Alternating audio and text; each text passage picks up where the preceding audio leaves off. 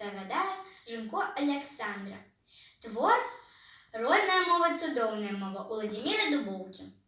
Родная мова, цудоўная мова, ты нашых думак уток і аснова, матчым дарунак ад самай калыскі.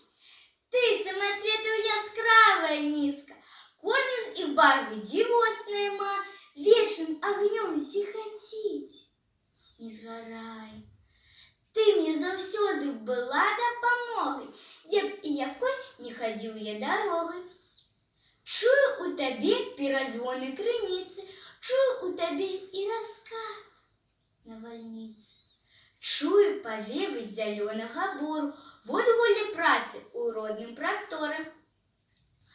Кожнай драбнічкай ты варта пашаны, кожнае слова вякамі стварана, і на вякі яно жыць застанецца, вечнае так, як народнае сэрца.